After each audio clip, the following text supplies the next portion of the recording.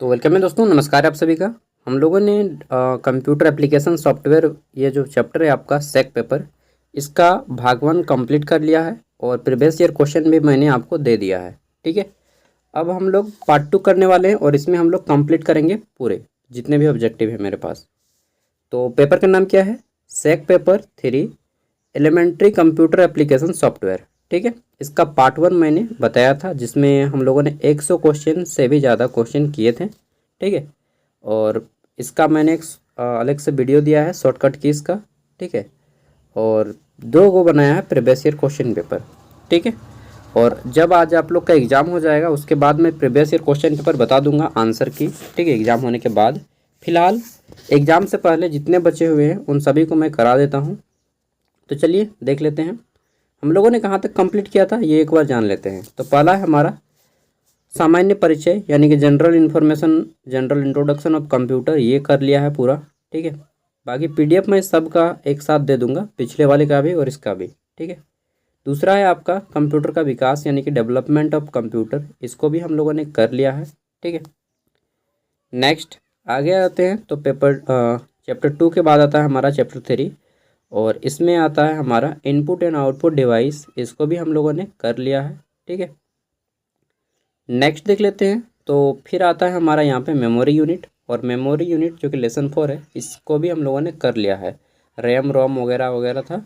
ठीक है, आगे देखते हैं। तो फिर आता है हमारा 5वां चैप्टर जो कि पर्सनल कंप्यूटर था, यहाँ से हम लोगों ने छोड़ा था और इसके बाद हम लोग आगे बढ़ना है। ठीक है, तो टोटल ये 22 पेज का पीडीएफ है, 1 पेज सिलेबस और 22 पेज का आपका नोट्स है। ठीक है, इसमें हम लोगों ने आधा कर लिया था और आधा से ज़्यादा बाकी है। तो चलिए अभी हम लोग शुरू करते हैं। ठीक है, तो हमारा पहला क्वेश्चन यहाँ पे, निम्न में से कौन सीपीयू के लिए सामान्य गणित परफॉर्म करता है? तो देखिए, गणितल जितना भी गणित का काम होता है वो एएलयू करेगा। एएलयू का फुल फॉर्म होता है एरिथमेटिक लॉजिक यूनिट। ठीक है, नेक्स्ट है आपका हमारा यहाँ पे, मदरबोर्ड के कंपोनेंट्स डैश के बीच इंफॉर्मेशन के माध्यम से ट्रेवल करते हैं। ठीक है, तो मदरबोर्ड के जो कंपोनेंट्स होते हैं वह किसके माध्यम से इंफॉर्मेशन को फैलाते हैं? तो देखिए, बस से आदमी भी जाता है और इन्फॉर्मेशन भी जाता है, यानी कि ऑप्शन डी हो जाएगा हमारा, बसेज के माध्यम से। ठीक है, नेक्स्ट है आपका यहाँ पे, कंप्यूटर का मुख्य पटल क्या कहलाता है? तो कंप्यूटर का ये जो कंप्यूटर है हमारा, इसका मुख्य पटल क्या कहलाएगा? ये कहलाएगा मदरबोर्ड। मदरबोर्ड कौन वाला होगा? एक मिनट यार, जैसे ये यहाँ पे आप कंप्यूटर हो गया। ठीक है, तो ये जो है ना, ये इसका मदरबोर्ड है ये। ठीक है, आगे देख लेते हैं। तो यहाँ पे हो जाएगा मदरबोर्ड, ऑप्शन 20 का राइट आंसर हो जाएगा। ठीक है, नेक्स्ट क्वेश्चन है, पीसी का फुल फॉर्म क्या है? पीसी हम लोग बोलते हैं ना अपना पीसी, तो नहीं यार, थोड़ा सा काम करना है। पीसी मतलब पर्सनल कंप्यूटर। ठीक है, यहाँ पर लिखा भी है पीसी पर्सनल कंप्यूटर। ठीक है, बड़ा बड़ा अक्षरों में। नेक्स्ट है, आईबीएम का पूरा नाम क्या है? देखिए, आईबीएम एक कंपनी है, अमेरिकी कंपनी है और बहुत फेमस है। आईबीएम इसका फुल फॉर्म होता है इंटरनेशनल बिजनेस मशीन। ठीक है, आईबीएम कहाँ है इंटरनेशनल बिजनेस मशीन? तो ये रहा international business machine, option C. ठीक है, नेक्स्ट है आपका यहाँ पे क्वेश्चन है, आईबीएम ये जो पीसी है मतलब international business machine personal computer, ठीक है, के कीबोर्ड में कितने की होते हैं? उसका जो कीबोर्ड होता है उसमें कितने बटन होते हैं? तो देखिए, आईबीएम का जो कीबोर्ड होता है उसमें 83 बटन्स होते हैं। कितने? 83। ठीक है, 83। और अगर पूछा जाए कि एक मानक कीबोर्ड जो कि स्टैंडर्ड कीबोर्ड होता है उसमें कितने बटन होते हैं? तो दोस्तों, एक स्टैंडर्ड कीबोर्ड में 100 से 104 को बटन के होता है। ठीक है, सॉरी, 101 से 104 के बीच में एक स्टैंडर्ड कीबोर्ड में बटन होते हैं। ठीक है, वैसे डिपेंड करता है किस कंपनी का कीबोर्ड है, उसके अकॉर्डिंग बटन की संख्या कम या ज़्यादा हो सकता है। नेक्स्ट है आपका, कंप्यूटर में अनवरत विद्युत आपूर्ति का संक्षिप्त रूप क्या है? तो देखिए, कंप्यूटर में देखिएगा कि लाइन जाने के बाद एक छोटा मोटा साइड में रहता है ये इस टाइप से, और लाइन जब चला जाता है ना उसके बाद भी ये आपको पावर सप्लाई देता है। जैसे ये आपका कंप्यूटर हो गया। ठीक है, ये आपका कंप्यूटर हो गया, तो लाइन जाने के बाद भी ये कंप्यूटर को सप्लाई देता है। ठीक है, सप्लाई देता है, और इसको क्या बोलते हैं? ये तो सीपीयू नीचे में रहता है, सीपीयू यहाँ पे रहता है आपका, लेकिन यहाँ पे जो रहता है एक छोटा मोटा बॉक्स जैसा होता है और यहाँ पे पावर जलते रहता है, इसको बोलते हैं यूपीएस। ठीक है, यूपीएस। ठीक है। ये यूपीएस जो है पावर सप्लाई देता है, आपको आधा घंटा तक कंप्यूटर को चला सकता है। ठीक है, तो इसको बोला जाता है यूनिटरी, एक मिनट यार, यूनिटरी पावर सप्लाई। ठीक है, यूपीएस, शॉर्ट में यूपीएस, यूनिटरी पावर सप्लाई। तो यहाँ पे देखिए यूपीएस कहाँ पे लिखा है, ऑप्शन सी हमारा राइट आंसर हो जाएगा यूपीएस। ठीक है, ये लाइन नहीं रहेगा तो आपको कंप्यूटर को चलाने का काम करता है एक इन्वर्टर की तरह। नेक्स्ट है आपका यहाँ पे निम्नलिखित में से कौन सा कंप्यूटर की मदरबोर्ड से संबंध रखता है। तो देखिए कंप्यूटर का मदरबोर्ड से संबंध रखता है मदरबोर्ड, यानी कि वही डिस्प्ले, उसको हम लोग डिस्प्ले को वीडियो भी बोलते हैं, विजुअल डिस्प्ले यूनिट, यानी कि ऑप्शन 20 का राइट आंसर हो जाएगा। ठीक है, ये वाला। आगे देख लेते हैं नेक्स्ट। तो हमारा अगला क्वेश्चन है, एक मिनट, वीडियो भी हो जाएगा और माइक्रो प्रोसेसर जो दिया है, ये माइक्रो प्रोसेसर भी मदरबोर्ड में पाया जाता है। तो देखिए यहाँ पे ऑप्शन ये गलत दिया है, एक ही ऑप्शन इनको देना चाहिए। मदरबोर्ड से संबंध दोनों रखता है, माइक्रो प्रोसेसर भी मदरबोर्ड में ही पाया जाता है और वीडियो जो है वो डिस्प्ले को बोलते हैं। तो ज़्यादा राइट आंसर माइक्रो प्रोसेसर हो जाएगा, वो हालांकि दोनों है। ठीक है, तो माइक्रो प्रोसेसर मदरबोर्ड में ही पाया जाता है और वीडियो जो है डिस्प्ले में पाया जाता है। तो एक तरह से देखा जाए तो इस ऑप्शन को थोड़ा सा ये दूर का ऑप्शन हो जाता है, लेकिन ये ज़्यादा सामने का ऑप्शन हो जाता है। हालांकि ऐसा ऑप्शन नहीं देना चाहिए उनको, लेकिन जब ऐसा ऑप्शन रहे तो माइक्रो प्रोसेसर को ही टिक लगाइएगा। ठीक है, वीडियो को मत लगाइएगा, मैंने नहीं देखा था माइक्रो प्रोसेसर को। नेक्स्ट है आपका यहाँ पे सूचनाएँ एक यूनिट से दूसरी यूनिट तक ले जाने में व उन्हें वापस लाने में काम कौन करता है। तो किस में हम लोग ट्रेवल करते हैं, आना जाना किससे करते हैं, बस से। तो यहाँ पे बहुत सारा बस है, डेटा बस है, कंट्रोल बस है, सिस्टम बस है, किस में जाइएगा, डेटा बस। ठीक है, डाटा, कंप्यूटर में सब कुछ डेटा सही तो होता है, तो डेटा बस इसका राइट आंसर हो जाएगा ऑप्शन ए।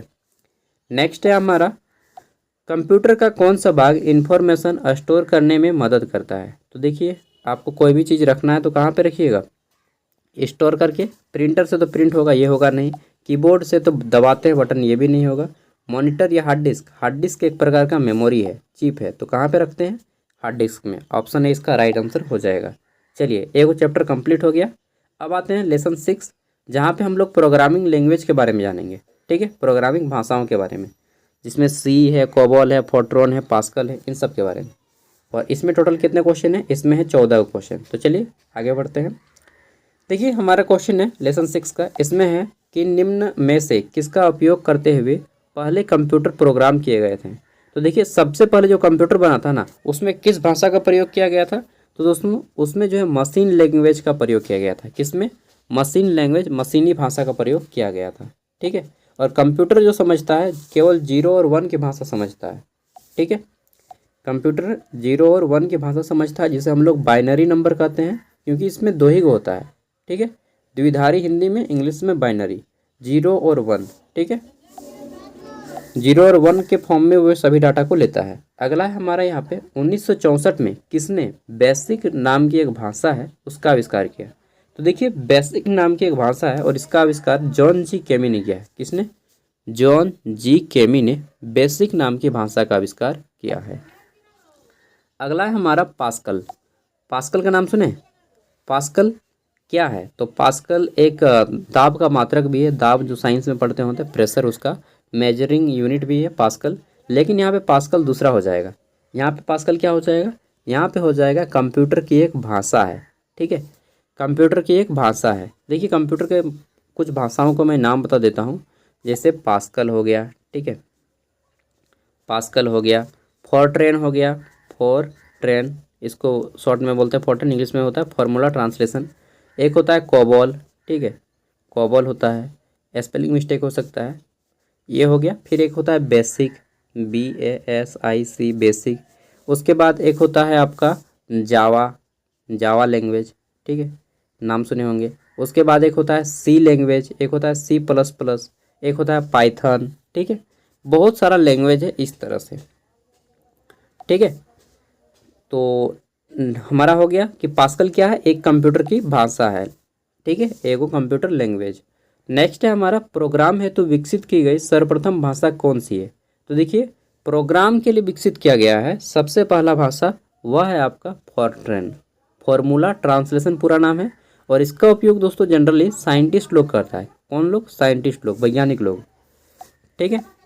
नेक्स्ट है आपका किसी प्रोग्राम का चित्र के रूप में प्रदर्शित क्या कहलाता है। अगर आप किसी प्रोग्राम को चित्र के रूप में देखना चाहते हैं तो उसको हम लोग क्या बोलेंगे, चार्ट बोलेंगे, हल चार्ट बोलेंगे या फ्लो चार्ट बोलेंगे। तो हल चार्ट नहीं, फ्लो चार्ट इसको बोलते हैं। ठीक है, क्या बोलते हैं, फ्लो चार्ट। ठीक है, किसी प्रोग्राम है उसको अगर आप फिगर के रूप में दिखाना चाहते हैं तो उसको फ्लो चार्ट बोलिएगा। अगला है हमारा यहाँ पे छोटे बच्चों को ग्राफिकल रेखानुकृति, मतलब छोटे बच्चों को जो है पिक्चर के द्वारा आप कोई भी चीज़ दिखा के समझाना चाहते हैं। ठीक है, तो उसको क्या बोलेंगे। छोटे बच्चों को ग्राफिकल रेखानुकृति की शिक्षा देने के लिए कंप्यूटर में किस भाषा का प्रयोग किया जाता है। तो देखिए सबसे पहले आदमी जो है बच्चों को अगर आप सिखाएंगे तो क्या सिखाएंगे, फोटो के द्वारा यानी कि लोगो के द्वारा। तो इसका हो जाएगा ऑप्शन सी लोगो। ठीक है, क्या हो जाएगा, ऑप्शन सी लोगो। ठीक है, लोगो के माध्यम से।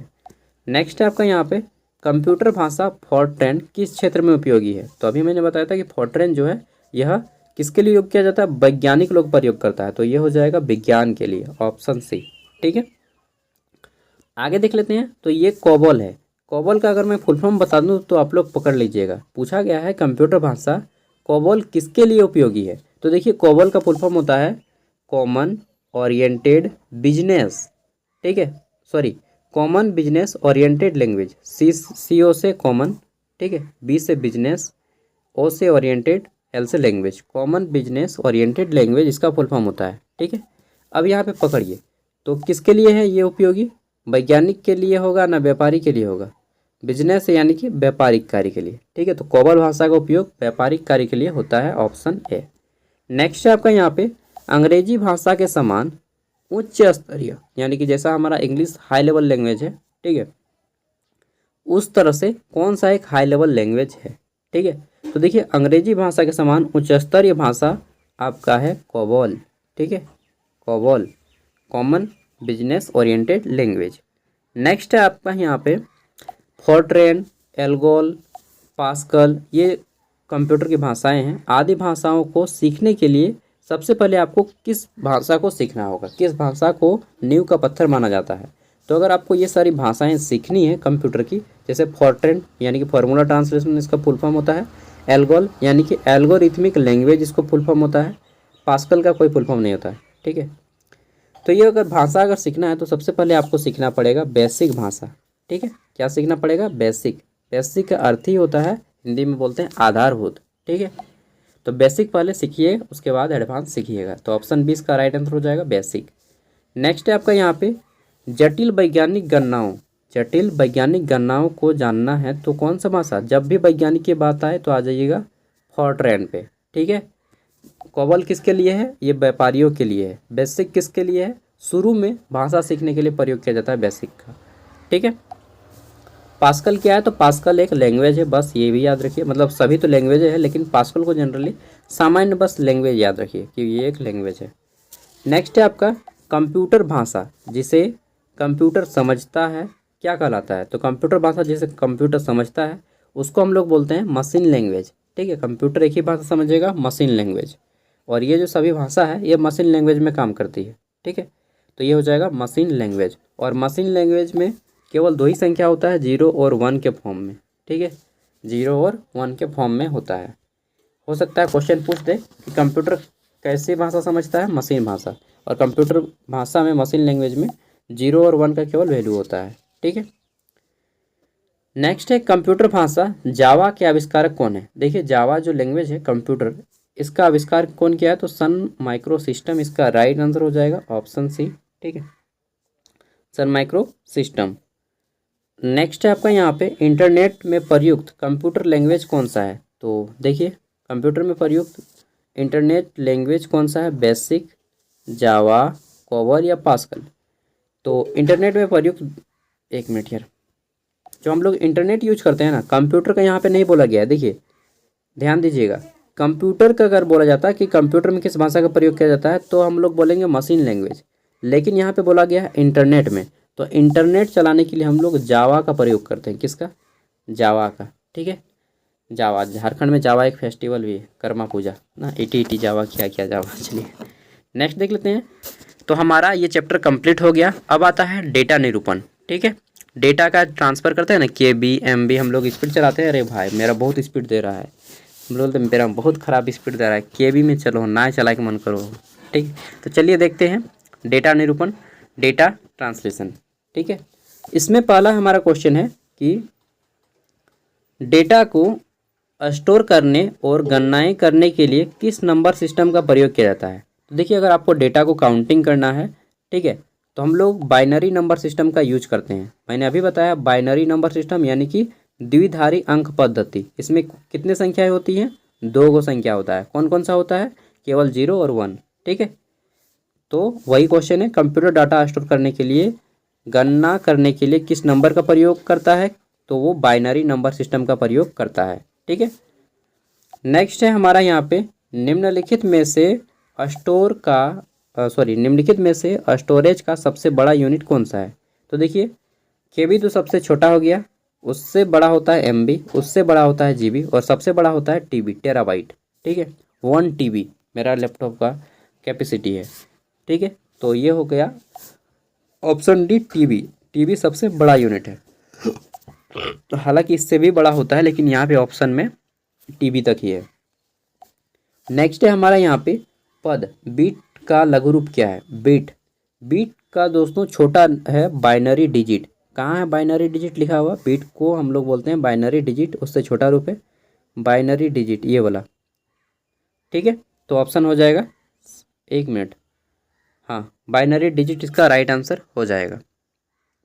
बीट का लघु रूप है। आगे देख लेते हैं, नेक्स्ट हमारा तो क्वेश्चन है यहाँ पे, लगभग 1 बिलियन बाइट्स बराबर कितने होते हैं। देखिए, मैंने इसको टिक लगाया क्योंकि इसको याद कर लीजिएगा। 1 बिलियन बाइट्स बराबर कितना होता है, तो 1 GB होता है। 1 GB जो हम लोग डाटा यूज करते हैं ना, ठीक है, वह 1 बिलियन बिट्स बराबर होता है। मतलब KB होता है और इससे ऊपर होता है MB।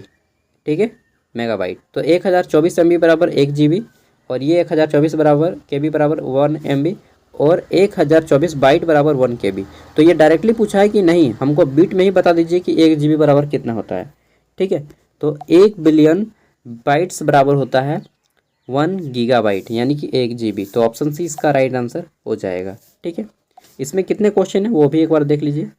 तो इसमें टोटल आपके 18 क्वेश्चन हैं। ठीक है, चलिए नेक्स्ट है आपका यहाँ पे क्वेश्चन नंबर 5। इसमें पूछा गया है 1 मेगाबाइट लगभग कितना होता है। मेगाबाइट मतलब 1 MB। 1 MB में कितने बिट्स होते हैं, तो बिट्स यहाँ पे पूछा है, KB नहीं पूछा है। 1 MB बराबर कितना KB होता, तब हम लोग बोलते हैं 1024 KB।